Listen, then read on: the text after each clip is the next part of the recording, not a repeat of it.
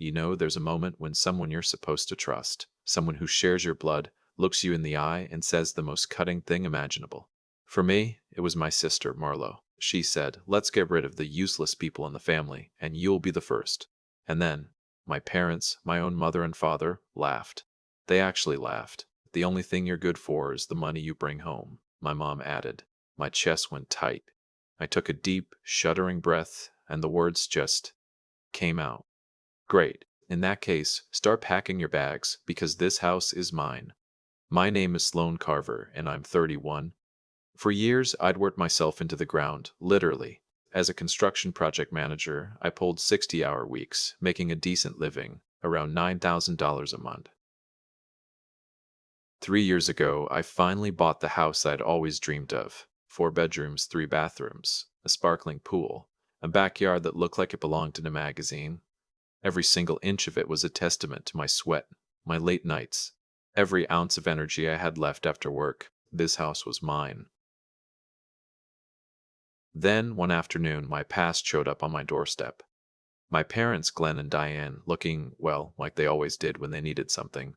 Dad, 59, claimed he'd retired early due to his back. Mom, Diane, gave me the same tired line she'd been using for years. And my younger sister, Marlo, she'd never lasted more than 5 months in any job she ever got. "The rent went up again," Dad said, looking utterly defeated. "We can't afford it anymore. You've got this big place all to yourself. Maybe we could stay here for a bit, just until we find something." I should have said no. Every fiber of my being screamed no. But they were family. They were my parents, my sister.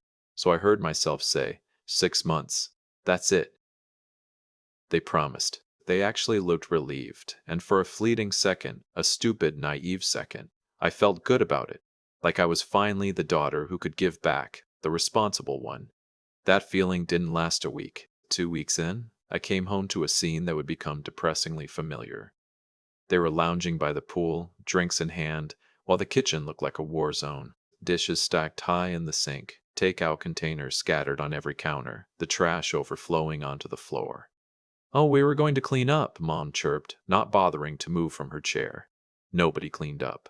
Ever. The utility bills told the story before anyone admitted anything. Electricity went from $190 to $492 to $60. Water from $80 to $230. Groceries from $400 to $20-30. Groceries from $400 to $20 a month because apparently 3 extra adults eat like they're being timed. I tried to tell myself it was temporary. 6 months. I could carry it for 6 months. I could. Then Marlo brought home a guy named Dax. He rolled up on a motorcycle that leaped oil onto my pristine driveway, wearing sunglasses indoors and a smile that never quite reached his eyes. Within a week, his boxes were in my garage and his laundry was in my machine. "He's between places," Marlo said, as if that explained anything. "He'll help out around here. He's good with money stuff." He never helped with anything. He slept until noon, vanished in the afternoons, and came back smelling like other people's cigarettes. What he was good at, I'd learn later, was money. Just not the kind that helps you. I tried to set limits. I made a chore chart, a laminated, color-coded chore chart, taped it right to the fridge. Marlo, my artistic sister, drew a mustache on my handwriting and posted a photo of it online with the caption, "When your sister thinks she's our manager." It got 200 likes. I got a notification because we were still connected. I unfollowed her that night. My first act of defiance. The next week I came home from a site inspection to find a dozen strangers in my backyard, music so loud it rattled the patio doors. Marlo and Dax were hosting a party. In my house. Using my liquor, my pool, my speakers, people I'd never met were tracking mud through my living room, stubbing cigarettes out in a plant pot by the door. "Relax," Marlo yelled over the music when I found her. "It's networking for the brand." At 11 p.m., my neighbor knocked. Mr. Henderson, the polite older man from 2 doors down who watered my plants when I traveled. He didn't look angry. He looked tired. "Sloan, I don't want trouble," he said, his voice low. "But this is the third one this month and the HOA started a file." Third one? I hadn't even known about the first two. My stomach dropped. I apologized profusely, shut the party down myself at midnight, and got a citation from the HOA in the mail 4 days later. $300. In my name, of course. 2 days after that, Dax took my car without asking. I'd stupidly left the spare key in the kitchen drawer. He brought it back with a fresh dent in the rear panel and an empty tank. Barely a scratch, he said, not even looking at it. I'll cover it. He never covered anything. By the end of the first month, my house didn't feel like mine. It felt like a hostel I was paying to clean. So one evening, I sat them all down at the dinner table I'd paid for, in the house I owned, and asked the simplest question: can everyone chip in something for the bills? Even a little. It's gotten expensive. Dad didn't even pretend to consider it. We don't have extra money. Marlo, I pleaded. You could get a part-time job. Anything. She didn't look up from her phone. I'm building my brand. You wouldn't get it, Dax. Dax smiled that empty smile. I've got irons in the fire. Big stuff coming. You'll see. That's when the comments started. And they never really stopped. Sloane's married to her job, Mom would say to anyone who'd listen. She doesn't know how to enjoy life. We do. She's always so tense, Marlo added once, right in front of Dax. Money's the only thing she's ever been good at. Honestly, it's kinda sad. They laughed, in my kitchen, at my table. I went upstairs, sat in the dark, and told myself, 6 months. It was almost over. Then the 6 months ended, and nobody packed a thing. When I finally asked, so when are you all planning to move out? Dad sat down his fork like I'd insulted him. Why would we? We're comfortable here. We're family, Sloane. You shouldn't be keeping tabs on family. I felt trapped. Guilty for wanting my own space, angry for being treated like a stranger in my own home, and underneath it all, a quiet dread, because I was starting to understand they were never going to leave on their own. I just didn't know yet how far they'd go to stay. The slow part was almost worse than what came later, week after week of small surrenders. I started dreading my own driveway. Some nights, I'd sit in my car in the garage for 20 minutes after a long shift just to have one space where no one needed anything from me. I ate lunch alone at work and called it being busy. I stopped inviting anyone over because the house wasn't mine to offer. A coworker asked if I was all right, said I'd gotten quiet. I laughed it off and changed the subject. I didn't have the words yet for what it does to you, paying for a home you're not allowed to live in. I told myself I was being dramatic. They were family. Families are messy. This was temporary. I repeated it like a spell, and the spell stopped working little more every week. The first real escalation came through the mail. A credit card statement I didn't recognize in my name, with a $1,900 balance, furniture for the studio, a drone, something from a website I'd never visited. I confronted Marlo. Oh, that, she said, completely unconcerned. Dax helped me apply. You're the only one with good credit. We were going to tell you. You opened a card in my name? I exploded. As a household, it's for the house. Relax. It is not for the house. There's a drone on here. The drone's for content. Content brings money, which helps the house. You're welcome, actually. I closed the card the next morning and paid it off so it wouldn't wreck my score. I told myself that was the line. They'd crossed it, and now they knew I was watching. I was wrong about where the line was. They were just getting started. 2 days later, I came home, and my bedroom door wouldn't open all the way. Something heavy was behind it. I pushed inside and stopped cold. My bed was gone. My dresser, my nightstands, the framed prints off the walls.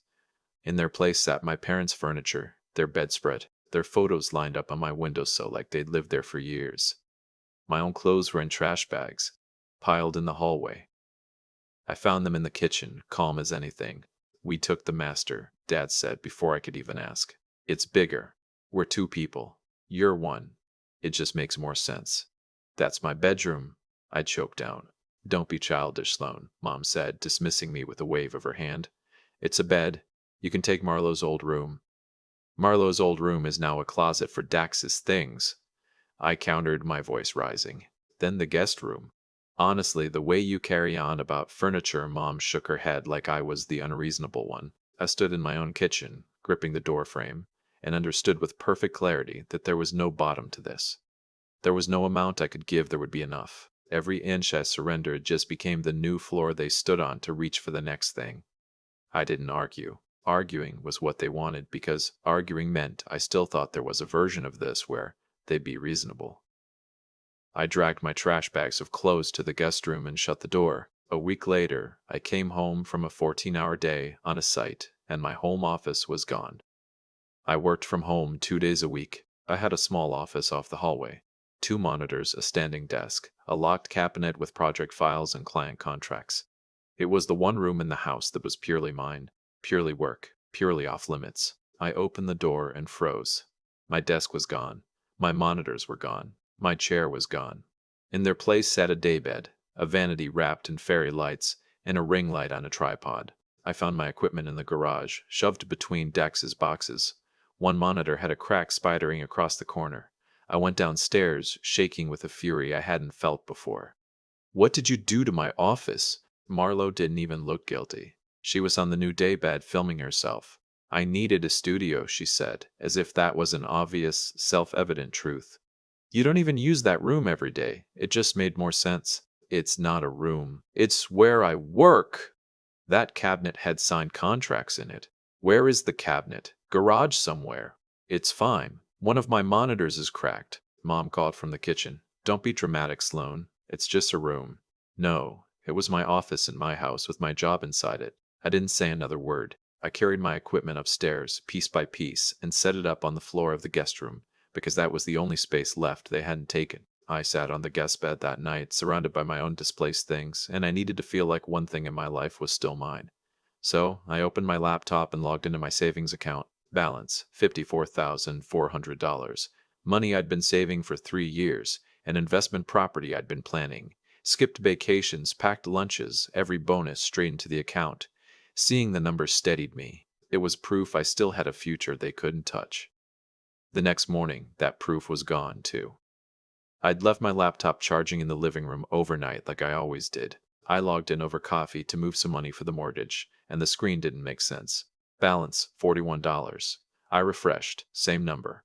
I refreshed again, same. My chest went tight. Transaction history, 4 days ago. A single transfer, $51,800, out to an account I didn't recognize. I stood in my own living room and felt the floor tilt beneath me. Who touched my savings account? Dad didn't even look up from the TV. Marlo needed capital. Dax is launching an online boutique. It's a family investment. I heard the words, but they wouldn't land. "You moved $51,000 out of my account?" "We didn't move it. We invested it. There's a difference." "I didn't authorize that. Nobody asked me." "You're so selfish about money," Mom said, walking in from the kitchen, casually as if discussing the weather. "You make good money. You'll earn it back. It took me 3 years to save that. And it'll take you 3 more. So what? Family helps family." Dad finally looked at me, an air of supreme confidence about him. "They'll pay you back when the business takes off." I turned to Marlo. "What business? What does Dax actually sell?" "It's a whole supplier system. Drop shipping. You wouldn't understand it. Show me the website. Show me one order. Show me anything." "I don't owe you a presentation," she snapped. "Dad already approved it. It wasn't a loan and it wasn't an investment," I said, my voice gone very quiet, very cold. "It was theft. You logged into my account off my laptop and you stole from me." Dad stood up, his face darkening. "Watch your mouth. We're family. What's yours is ours." "No," I said, looking him dead in the eye. "What's mine is mine. I earned every dollar of it." "We gave you a roof when you were a kid," Mom chimed in. "I gave you a roof for a year." I shot back. "This house is in my name. That account is in my name. None of this is ours. It's mine, and you took it." "Technicalities." Dad waved his hand dismissively. "You're thinking like a lawyer instead of a daughter." And right there, in that one dismissive wave, I stopped feeling guilty. I went upstairs and called the bank. "Ma'am," the rep said after I explained, "I'm showing the transfer was authorized using your login, password, and a one-time security code sent to the account."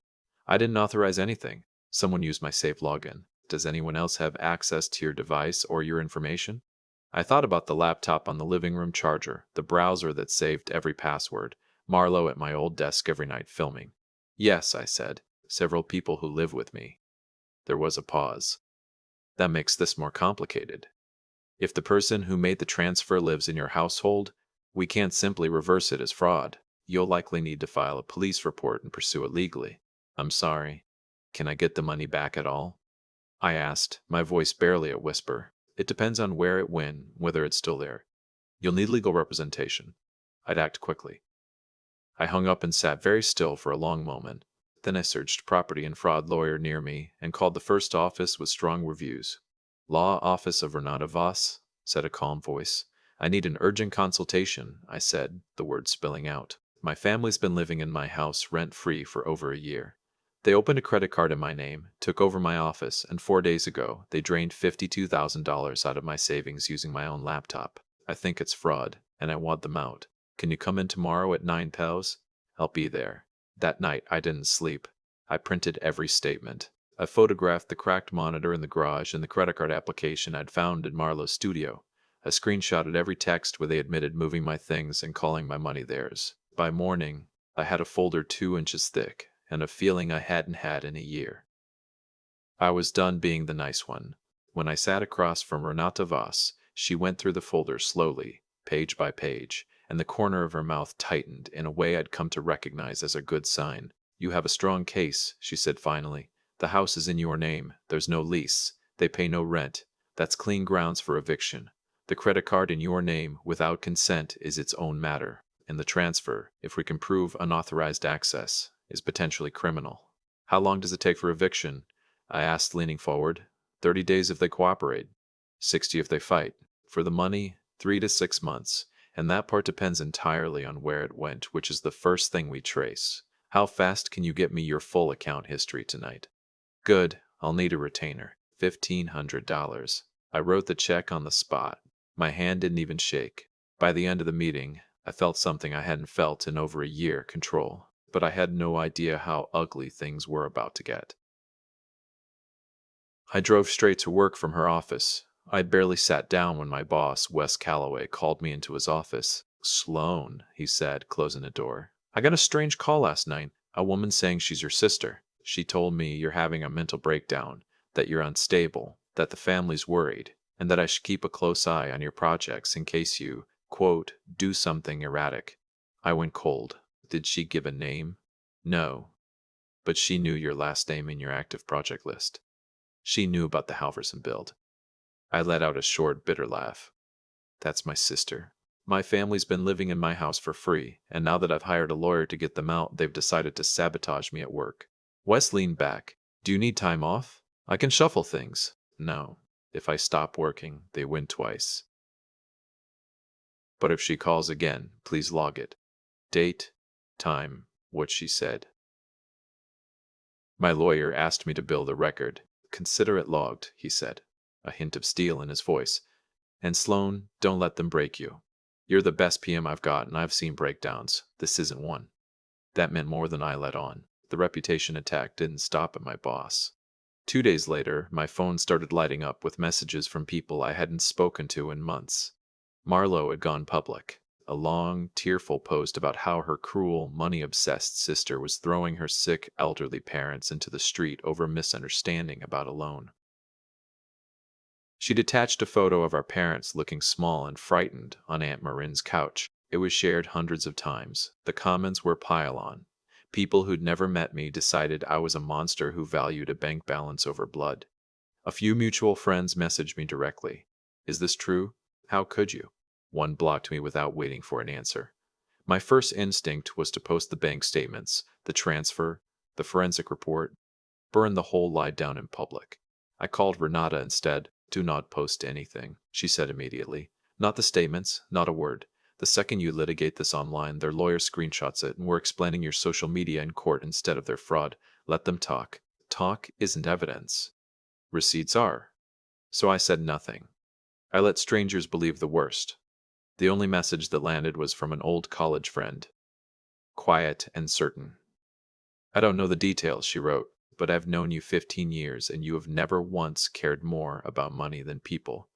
Whatever this is, I'm on your side. I saved that one. It got me through the week. That night, working at the guest desk on the floor, my phone buzzed. Unknown number. We know you hired a lawyer. Big mistake. Blood doesn't sue blood. You'll regret turning on your family. I didn't reply. I screenshotted it and sent it to Renata. She wrote back in under a minute. Save everyone. Do not respond. These build the harassment record, and judges notice them. Keep them coming if they want to keep building our case for us. That weekend, on Renata's instruction, I went to the police station to file the fraud report in person. I sat across from a patient woman with a clipboard and laid out the statements. The transfer, the saved login, the laptop left in the living room, and the person who made the transfer, she said, reading, lives in your home. Is that right? My sister and her boyfriend, whose account I went to. She set down her pen and gave me the look I was already learning to dread. I'll be honest with you so you're not surprised later. When it's a household member, these cases get tangled fast. They'll claim they had your permission. It becomes your word against theirs unless you can prove the access was unauthorized. I can prove it, I said. I have a forensic accountant tracing where it went. Something shifted in her face. That helps. That helps a lot.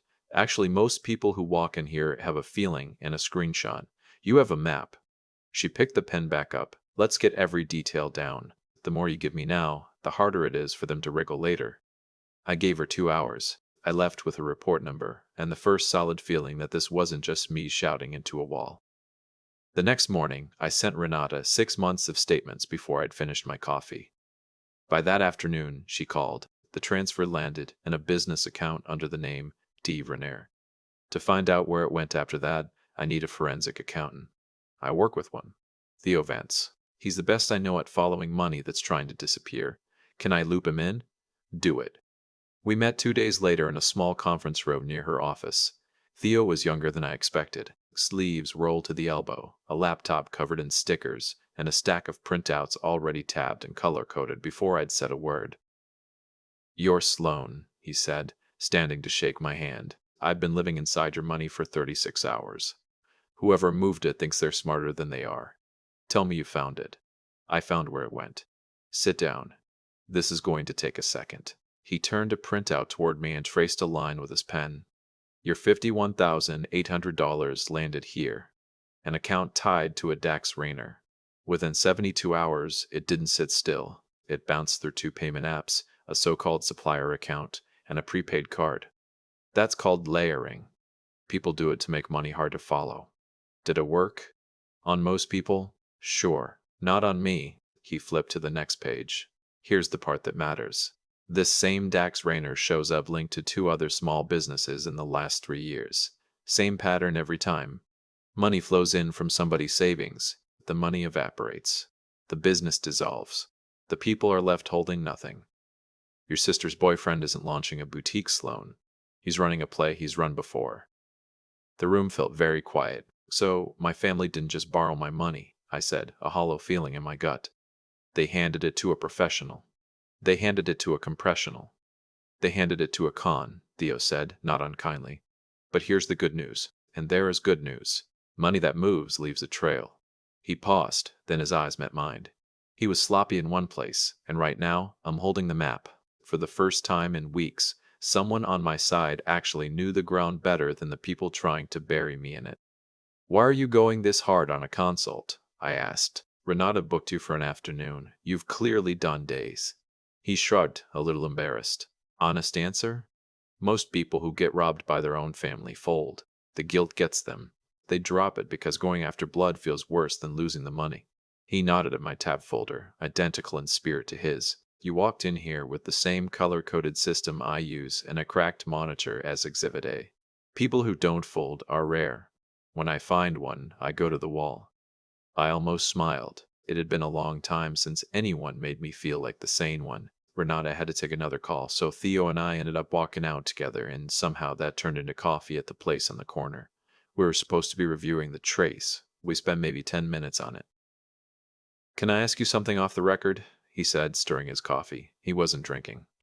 How does someone like you end up here? You're sharp. You caught the credit card. You kept the receipts. How to get this far? Because they were my family, I said, the bitterness heavy in my voice. You give family the benefit of the doubt long past the point where you'd give it to anyone else. By the time I stopped doubting, the money was already gone. He nodded slowly, like I'd said something he'd seen 100 times and still hated. That's exactly how it always goes. The con isn't the clever part. The clever part is finding people who'd rather lose money than believe someone they love would take it. Did that happen to you? I asked, curiosity overriding my usual reserve.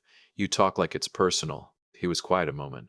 My uncle cleaned out my grandmother before she passed, took her savings, her house, told everyone she'd gifted it. Nobody wanted the family fight, so nobody fought it. I was 19. I decided then that if I couldn't undo that one, I'd get good enough to undo other people's. He shrugged. So personal? Yeah. I'm sorry, I said and meant it. Don't be. It made me very good at my job. He smiled, and it reached his eyes in a way Dax's never had. Which is lucky for you. We talked for another hour about nothing important. When I finally stood to leave, I realized it was the first time in a year I'd sat somewhere and not braced for the next bad thing. This was nice, I said, almost surprised. It was, he agreed. Let's win your case so we can do it again without a folder on the table. The next day, Renata filed the eviction. 3 days later, the court messenger arrived at my house with the official notice. I'd arranged to leave work early so I could be there for it. I parked in my own driveway and rang my own doorbell. Mom opened the door. Why are you ringing the bell? It's Joe. Not buying the storehouse. Exactly, I said, my voice steady. That's why I'm here with this gentleman. The messenger stepped up and handed her the envelope. Bold letters across the top, notice to vacate. 30 calendar days. Mom's face drained of color. What is this? What I should have done a year ago, I said.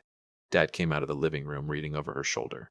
You can't be serious. You've got 30 days. Leave voluntarily or wait for the court order. Your choice. Marlowe appeared at the top of the stairs, Dax a step behind her. You're pathetic. She spat down at me. You'd really put your own parents on the street? And you drained $52,000 from my account and handed it to a man who's done this to 2 other people, I said, my voice surprisingly calm. So, let's not talk about who's pathetic. Dax's expression flickered, just for half a second. But I caught it, and so did he, and we both knew I caught it. He came down 2 steps, fists tight. The messenger moved smoothly between us. Sir, he said, firm but polite, if you make contact with her, I call the police right now, and that goes in the record too. Dax stopped, backed up, muttered something I didn't bother to hear. Mom started crying. How can you do this to your own parents? We're family. Family respects boundaries, I said. You used me, and then you stole from me, and then you tried to get me fired. That's not family. That's a parasite that calls itself one. Dad jabbed a finger at me. We raised you. We gave you everything. You gave me food and a roof until I was 18. That's the baseline for having a kid, I retorted, my voice unwavering. I gave you free housing for a year, paid your bills, and watched you hand a stranger my savings. We are not even, and we are not family anymore. We're a landlord and 3 tenants who have 30 days. He snatched the papers out of the messenger's hand. We'll fight this in court. Then spend money you don't have on a lawyer, I said. You'll lose. That night, I checked into a hotel 10 minutes from the office. A small, clean room, a door that locked with only my key. For the first time in over a year, I slept the whole night through. The next morning, while I was eating breakfast downstairs, Renata called. Your family hired an attorney. They've requested mediation. What are they offering? To start paying $2,500 a month in rent and stay another 6 months while they, quote, get back on their feet. I'm obligated to tell you that on paper, it's not an unreasonable offer. A mediator might lean on you to take it. I spent a year living like a prisoner in my own house, I said, my voice flat. I slept on a guest room floor next to my own stolen office furniture. I am not renting my house to the people who robbed me so they could rob me slower. The answer is no. Understood, Renata said, and I could hear something like respect in her tone. We proceed with the eviction. Their lawyer still pushed for a mediation session, and the court scheduled one I was required to attend. Renata warned me it would be theater. She was right. We sat in a beige room with a neutral mediator at the head of the table. My parents on one side, Marlowe beside them, Dax conveniently absent, Renata and me on the other. My mother cried before anyone spoke. My father held her hand and stared at the table like a man at a funeral. My clients are willing to be generous, their lawyer began. They'll begin paying market rent, sign a 6-month lease, and consider the past financial matter of family loan to be repaid on a schedule.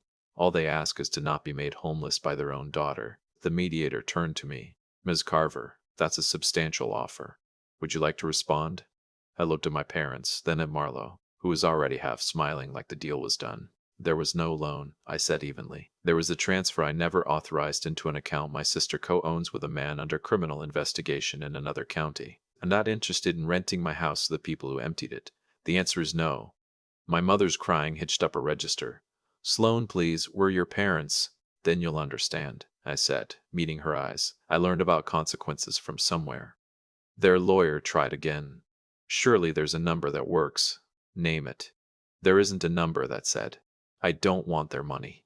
I want them out, and I want my savings back, and one of those things is already in a judge's hands.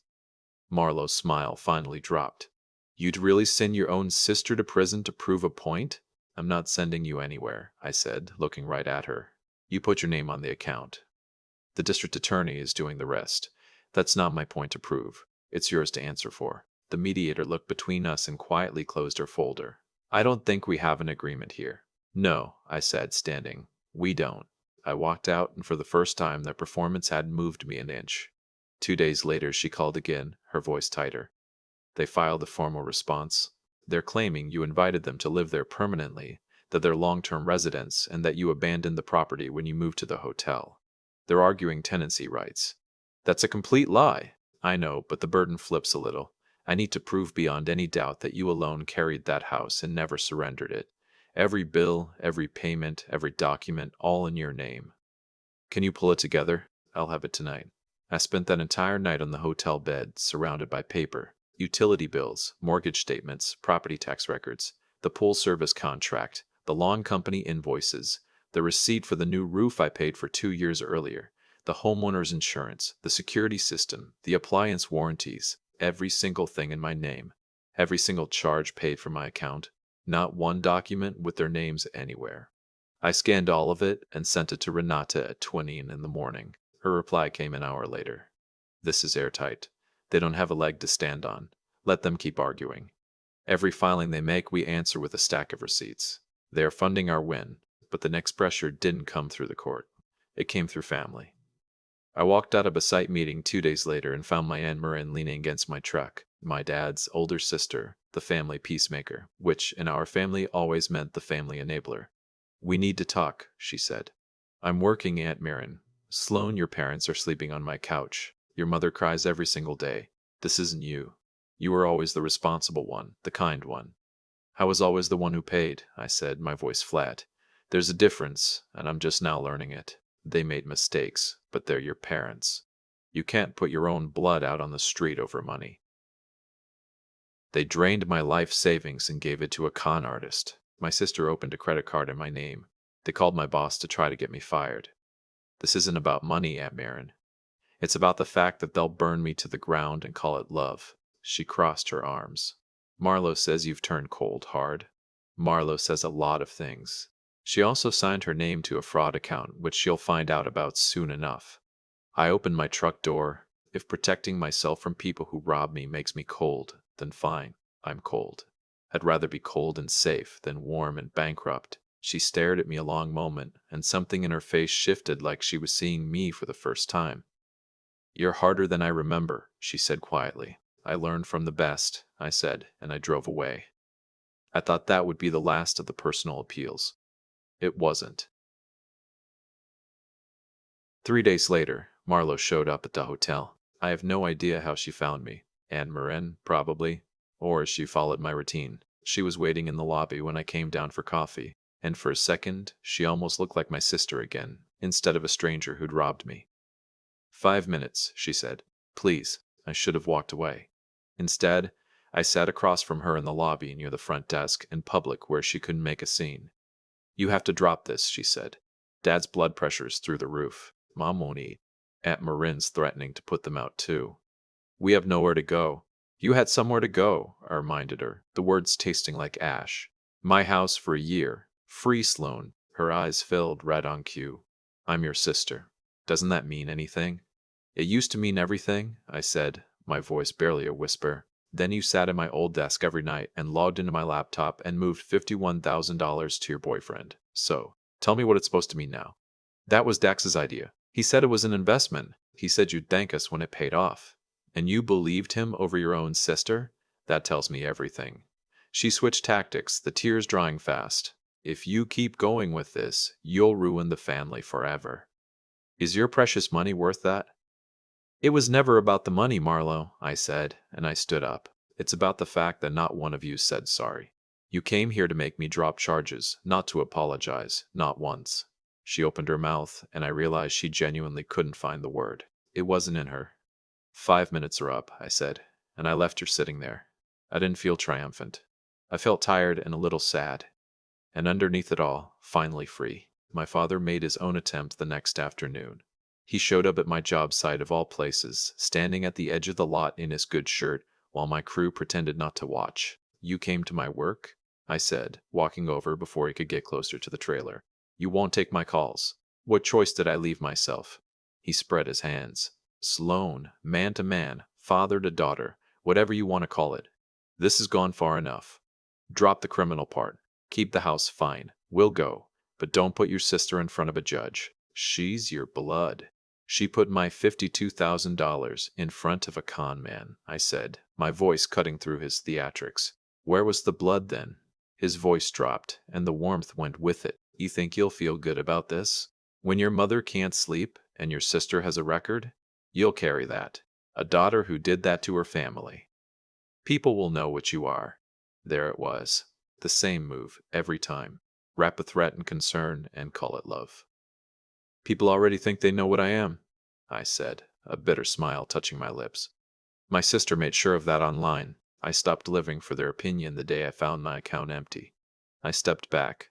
"You need to leave my job site.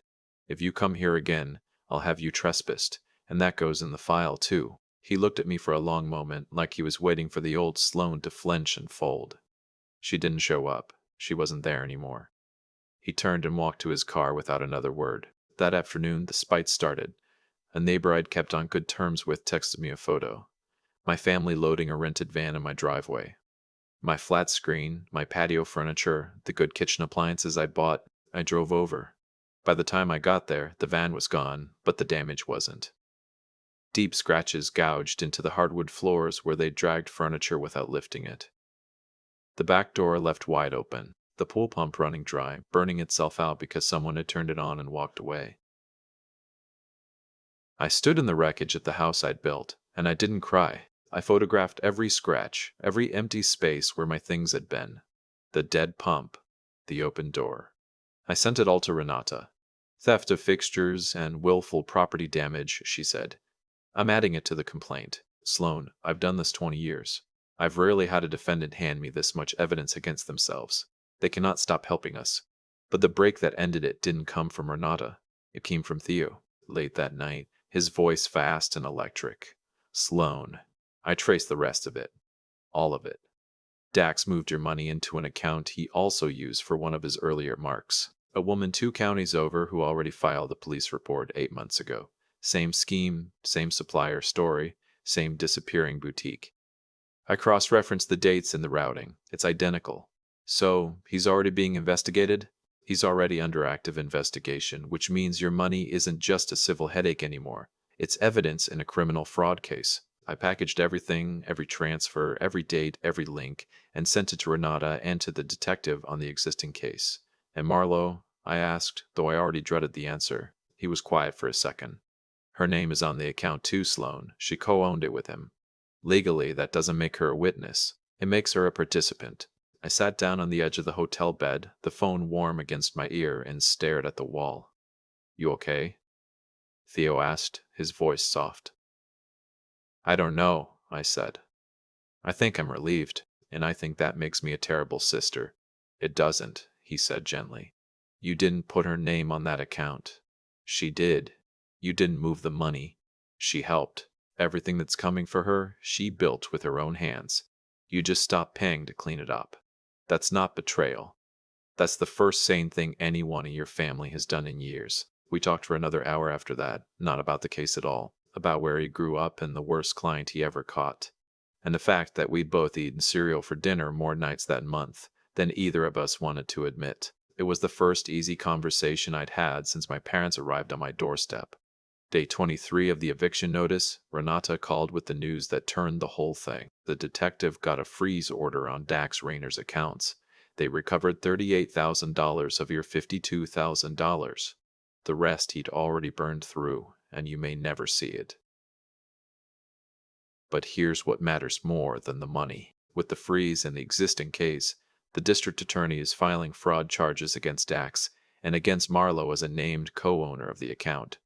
38,000 back, I said slowly. 38,000 back, I said slowly. And criminal charges doing the heavy lifting a civil suit never could. I have been doing this for 2 decades, Sloan. The pieces almost never fall this cleanly. You did everything right. You documented. You didn't react. You didn't take the bait. This is the payoff for that. And the eviction hearing is in 7 days, day 30. They have a fabricated abandonment claim and a stack of suitcases. We have the deed, every bill in your name, the harassment texts, the call to your employer, the property damage, and a forensic report. The judge will sign it. It's not a question of if. The night before the hearing, Theo showed up at the hotel with takeout and a folder. Final numbers, he said, sliding it across the little table.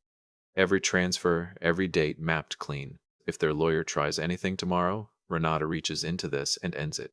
You drove all the way out here for that? I asked, touched. I drove all the way out here, he said, looking at me, because I wanted to see your face the night before you get your life back. The folder's just my excuse. We ended up sitting on the floor with our backs against the bed because the table was buried in paper. Can I ask you something? He said. After tomorrow, they're gone. The money's mostly back. It's all over. What do you actually want? I thought about it longer than I expected to. Quiet, I said finally. A house that's mine. One morning where nobody's already taken something from me before I've even opened my eyes. He nodded slowly. That's a good list. Short, honest. He looked at me again. I'd like to be around for some of those mornings. Not tomorrow. Tomorrow's yours. But after. I didn't answer right away. I just let myself, for the first time in a year, want something good instead of bracing for the next thing to be taken. After, I said, I'd like that. Before he left, he stopped at the door. You're going to win tomorrow, and you're going to be okay long after. How do you know? Because I've watched a lot of people go through the worst version of this, he said. Most of them break. You didn't. You sharpened. I didn't sleep that night either, but it wasn't dread keeping me up. It was the feeling right before a breath you've held for a year finally gets to come out. Day 30, the hearing was short, and it was brutal. And every brutal piece of it landed on the right side of the room. Renata laid the file out like a surgeon. House in my name. Deed dated 3 years back. Every utility, every tax bill, every service contract paid from my account, never theirs. The credit card opened in my name without consent, closed and proven. The unauthorized transfer, the 38300 centals were recovered under a criminal freeze, the harassment texts read into the record one after another, the call to my employer, the photographs of gouged floors and a burned-out pump, and the empty spaces where my appliances had been. Their lawyer started with the abandonment argument, and Renata answered it with a hotel folio dated the night they served me harassment texts, plus every bill I'd kept paying from the hotel. The argument collapsed in under 2 minutes. He pivoted to the money, calling it a family arrangement gone sour. Renata read the harassment texts into the record, one by one, in a flat, even voice that made them sound exactly as ugly as they were. Big mistake. Blood doesn't sue blood. You'll regret turning on your family. Then she entered Theo's forensic report, walked the judge through the layering, the prepaid card, the 2 prior victims, the active criminal case in the next county. The room got very quiet. My father's jaw works like he wanted to object to reality itself.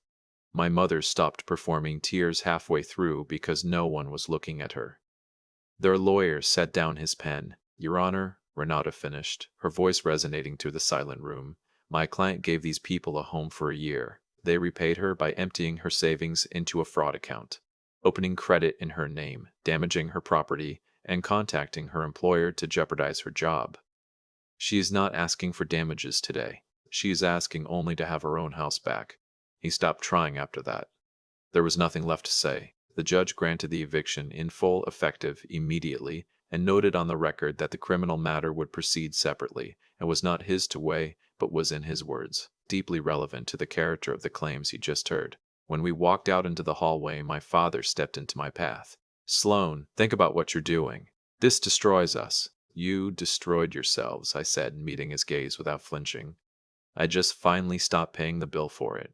Your sister could go to prison. My sister put her name on a fraud account and helped drain her own sister's savings. I didn't sign it. She did. Every consequence coming for her she chose. My mother grabbed my arm, her face crumpling. Please, we have nowhere to go. We're your parents. I gently took my arm back. You had a daughter who gave you a home for a year and everything she had, I said. You chose a con man and a lie over her. I hope it was worth it. It's not my problem to carry anymore. They didn't follow me out of the building. That afternoon, the court officer met me at the house with Renata and Theo. Marlo and Dax were already gone, vanished the moment the charges came down, like smoke. Only my parents were left inside, 3 battered suitcases between them. You have 2 hours to gather essentials, the officer told them. Everything else will be cataloged and stored at your expense. 2 hours? Cause! Mom cried. We lived here a year.